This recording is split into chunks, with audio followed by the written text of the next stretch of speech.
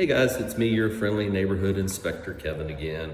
I was going to talk to you and tell you a little bit today about tile installation in houses. And here we are in a vacant house, and we've got lots and lots of tile on the inside. I noticed on this one in particular, the tile edge, there's a crack in the caulk underneath.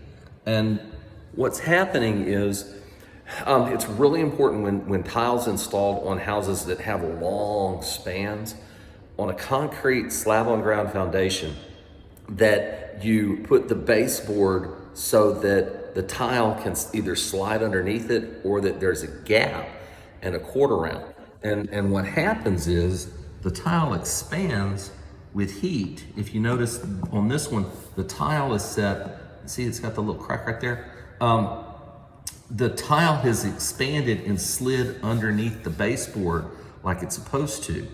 Now, the problem is if they don't do that or don't allow a gap on the outside edge, like I said, they cover with quarter round or allow that tile to slide underneath, the tile on a long span will actually pop loose in the middle of the tile. And you walk in, it's a cold day outside, you've gone on vacation, you come back in, and the tile is cold and the foundation is cold. You turn the heater on, the surface tile will actually heat faster than the concrete, causing it to expand at a different rate.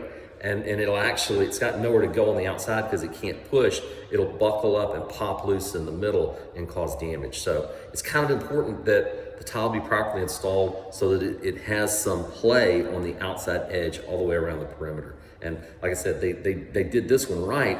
The crack on the bottom tells me that. And like I said, it's really unusual that we see that. So again, friendly neighborhood inspector Kevin, look me up at inspectors.com.